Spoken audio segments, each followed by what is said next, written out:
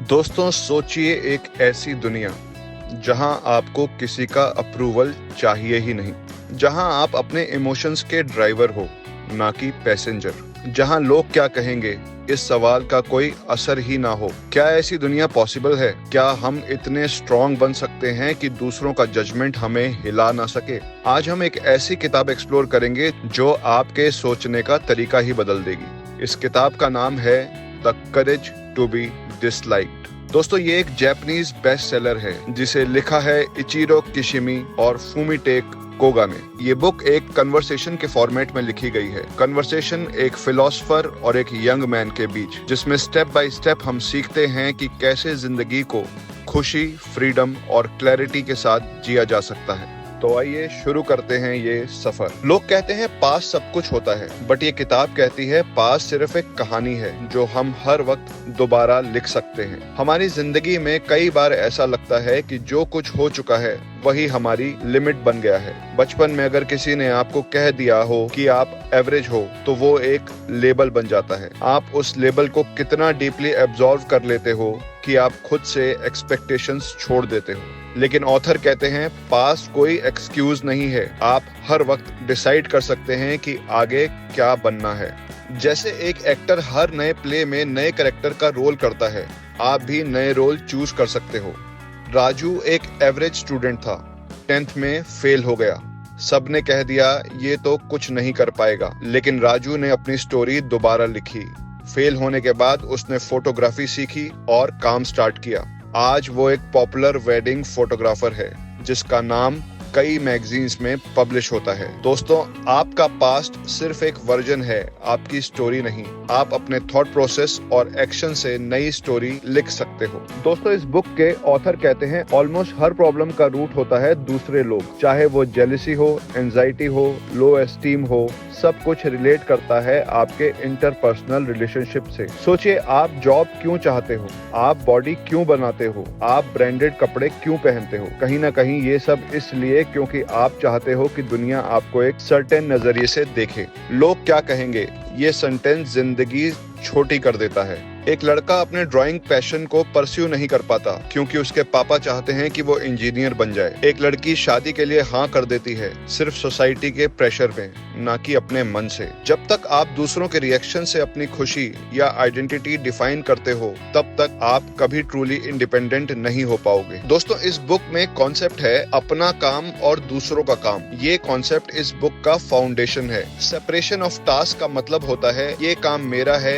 या नहीं। अगर नहीं है तो मुझे उससे अटैच होने की जरूरत ही नहीं है। आपने अपनी बहन को बेस्ट करियर एडवाइस दी, लेकिन उसने नहीं माना। अब आप परेशान हो गए। पर सोचिए, आपका काम था एडवाइस देना, फॉलो करना या ना करना ये उसका डिसीजन था। ये सोच एंजाइटी को कम करती है। एक टीचर का काम है पढ़ाना, स्टूडेंट्स का काम है सीखना। अगर स्टूडेंट नहीं सीखता तो टीचर का काम सिर्फ पढ़ाने तक लिमिटेड है। दोस्तों, जब आप दूसरों के रिएक्शंस या रिजल्ट्स को अपना टास्क समझने लगते हो तो आप दुखी होते हो। अपने और दूसरे के टास्क में क्लियर बाउंड्री को समझना बहुत जरूरी है। दोस्तों, ऑथर कहते हैं कंट्रीब्यूशन इज ट्रू हैप्पीनेस। जब आप दूसरों के काम आते हो तो आपको एक खुशी का अनुभव होता है। Happiness is born out of contribution, not comparison. जब हम किसी की हेल्प करते हैं बिना किसी रिटर्न की एक्सपेक्टेशन के, तब एक डीप लेवल की खुशी मिलती है। एक डॉक्टर जब पेशेंट का इलाज करता है बिना उसका बैकग्राउंड देखे, या एक टीचर जब अपने वीक स्टूडेंट को पुश करता है बिना तारीफ की चाहत के, तो वो सच में फुलफिल्ड फील करते हैं। क्या आपने कभी बिना किसी रिटर्न के किसी की हेल्प की है? अगर हाँ, तो आपने जरूर देखा होगा उस मोमेंट में आपका कॉन्फिडेंस और खुशी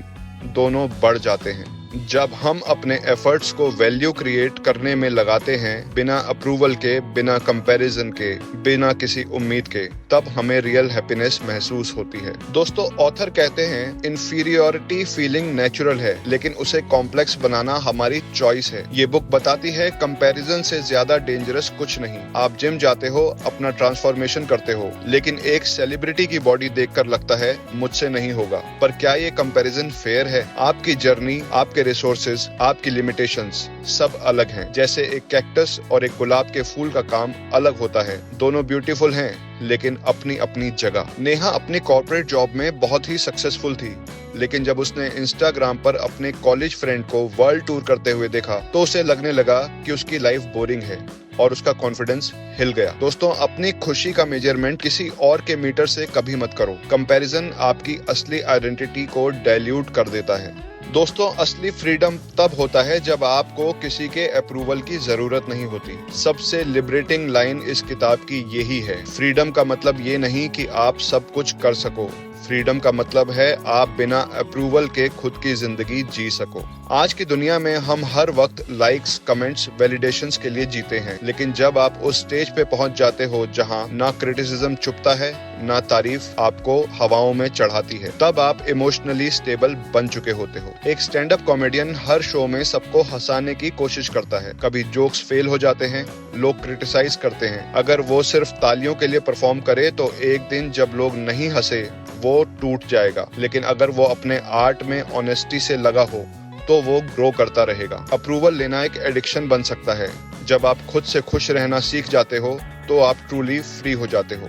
the courage to be disliked, यही सबसे बड़ा करेज है। बुक का टाइटल ही सबसे पावरफुल मैसेज है। जब आप अपने असली रूप में जीने लगते हो तो कुछ लोग आपको डिसलाइक जरूर करेंगे, और यही होता है सच्चा करेज, कि आप उन्हें डिसअपॉइंट करने से डरते नहीं।